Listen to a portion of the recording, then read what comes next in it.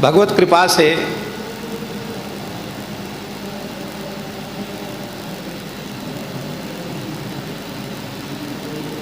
ये दास भी तंत्र मंत्र के चक्कर में फंस जाता है, लेकिन भगवत कृपा से केवल इतनी सी बात ने हमको बचाया कि हम बिना गुरु आज्ञा के कुछ नहीं करेंगे।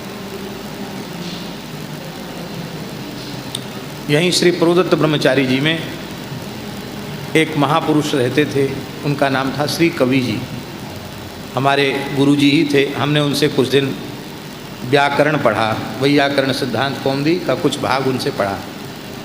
वे नेत्रहीन हो गए थे पर व्याकरण के अद्भुत विद्वान थे, और कवि जी थे, कवि जी ही थे। संस्कृत की रचनाएं बड़ी सुंदर करते थे।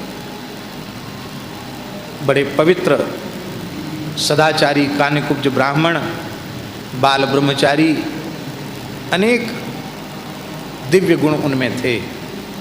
कानपुर क्षेत्र के थे वो। तो हम उनको रामचरितमानस कंठस्थ कराते थे और वो हमको व्याकरण पढ़ाते थे।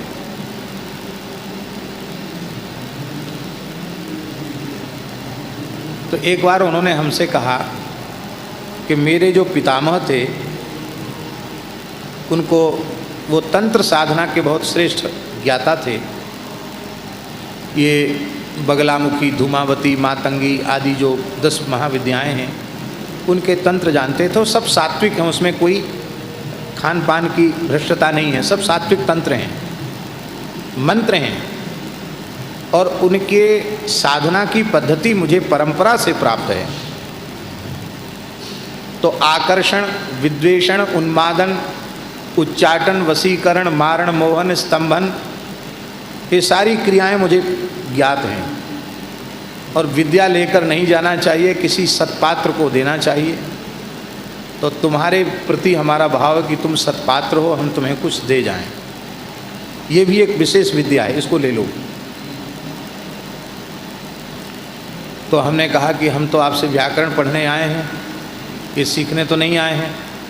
आप कह रहे हैं तो हम महाराज जी से पूछ लेंगे, भक्तमाली जी से। अरे उनसे नहीं पूछना, गुरु जी से नहीं पूछना, वो महात्मा है, वो तो तुरंत मना कर देंगे। तब हमारे मन में आए कि गुरु जी से नहीं पूछना, तो ये तो ठीक नहीं, गुरु जी से तो बिना पूछे हम करेंगे नहीं। मन में सोचा हमने। तो हमसे बोले, कई घटनाएं भी उन्होंने सुनाई कि ब्राह्मण, उसको दंड देने की शक्ति होना चाहिए, और ये विद्या होगी तो किसी दुष्ट को दंड दे सकते हो।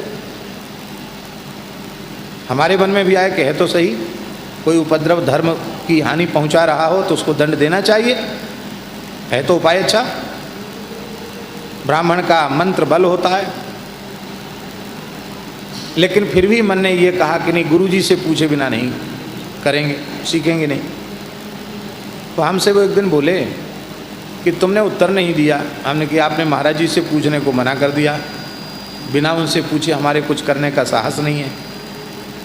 बोले तुम्हें अभी इसकी महिमा मालूम नहीं है। चमत्कार को नमस्कार होता है, हम तुम्हें चमत्कार दिखाएंगे तब तो तुम मानोगे। तो हमने कहा गुरुजी दिखाइए चमत्कार।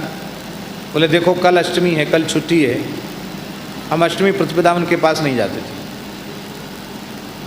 कल अष्टमी है, हम तुमको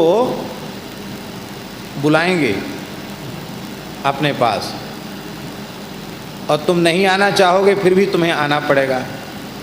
आकर्षण विद्या से तुमको अपने पास बुलाएंगे। तो हमने कहा कि अच्छा तो ठीक है, आपने पहले से बता दिया, तो अब चाहे जो हो जाए हम कल आपके पास नहीं आएंगे। हम बुला लेंगे, हम नहीं आएंगे। हम बुला लेंगे, हम नहीं आएंगे। बच्चे ही तो थे, नहीं आए। बोले चलो देखते हैं तुम्हारी बात रहती है कि हमारी रहती है। ठीक। तो शाम का समय था, हम संध्योपासन छत पर बैठकर कर रहे थे। वहाँ छत पर ही करते थे, वहाँ तुलसी थी और बंदरों का उपद्रव तो रहता ही है। तो सायं संध्या के बाद गायत्री का जप कर रहे थे। उसी समय पता नहीं क्या हो गया, मेरे इस तरफ जोर की पीड़ा हुई, इधर बाएं कंधे की तरफ बहुत जोर की, एक अकस्मात। और मेरा मन बड़ी जोर से उनकी ओर खिंचा, उन महापुरुष की ओर। इतनी जोर से मन खिंचा कि हम गायत्री मंत्र भी भूल गए, मंत्र ही भूल गए, जप भूल गए। और पोथी, संध्या का सामान, जप की माला सब वैसे ही छोड़ के, ये भी ध्यान नहीं रहा कि बंदर उठा ले जाएगा सामान, खुला सब सामान छत पर छोड़कर वहां से हम जैसे थे वैसे दौड़े और तेजी से चलकर यहाँ आ गए। तो अब तो वो नहीं, इधर पुराने एक कमरे थे, उसमें एक कोठरी में वो रहते थे। तो हम जैसे ही उनके यहाँ पहुँचे और मैंने प्रणाम किया, उनका दर्शन करती पीड़ा खत्म। मैं ऐसे हुआ कि एकदम जैसे किसी की झक्की खुल जाए, ऐसे हुआ, अरे ये क्या हुआ, वहाँ थे यहाँ कैसे आ गए। तो हंसकर बोलते हैं, पीछे बात करेंगे, जाओ पहले माला पूरी करो, नहीं बंदर उठा ले जाएगा सामान। हाँ, बोले छत पर सब खुला सामान छोड़ के आए हो, बंदर उठा ले जाएगा, नुकसान हो जाएगा, पुस्तक ले जाएगा, माला झोली ले जाएगा। जाओ फिर से आचमन प्राणायाम करके पूरा जप करो, और गोपीश्वर दर्शन करने जब निकलोगे वहाँ से लौटते समय फिर हमसे मिलना, तब बात करेंगे तुमसे। हमको भी चिंता हुई, दौड़ करके हम गए। तो फिर आचमन करके जब पूरा किया तो फिर रख दिया सामान। बड़ा चमत्कार तो है भाई, चमत्कार को नमस्कार। गोपीश्वर महादेव का दर्शन करके आए तो फिर उनके पास आए, बोले कहो क्या हुआ। हमने कि गुरुजी मंत्र का चमत्कार तो देख लिया। बोले देखो, राम रावण युद्ध जब चल रहा था तो रावण को, क्या नाम, कौन सा नाम बताया, बोले रावण का पुत्र देवांतक था, उसको बुलाना था रावण को। तो रावण ने इसी मंत्र का जप करके, आकर्षण मंत्र का जप करके उसको बुलाया था।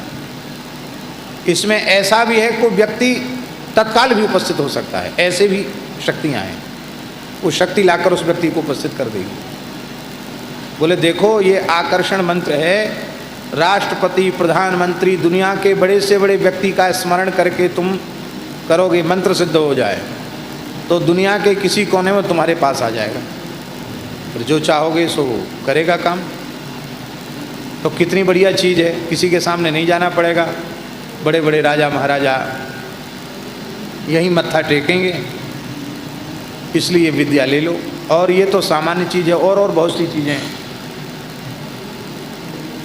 बोले मेरा विश्वास है कि तुम्हें ये सब सिद्धि जल्दी हो जाएगी।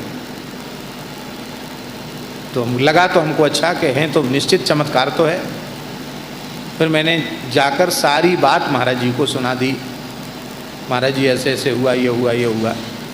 महाराज जी बोले तुम्हारी पढ़ाई बंद, अब तुमको उनके पास पढ़ने नहीं जाना है।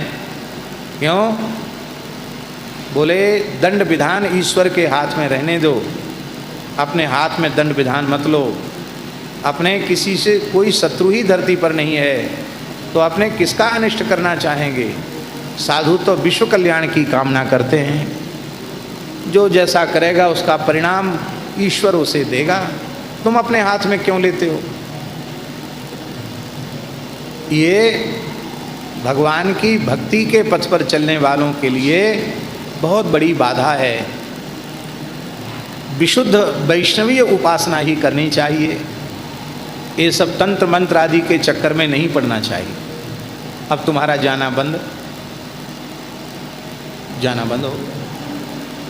नहीं गए हम। तो 1 सप्ताह तक तो उन्होंने प्रतीक्षा की। 1 सप्ताह पीछे कुछ यहाँ के विद्यार्थियों को लेकर वो महाराज जी के पास ही आ गए। बोले मुझसे भूल हो गई है क्या, इन्होंने आना बंद कर दिया,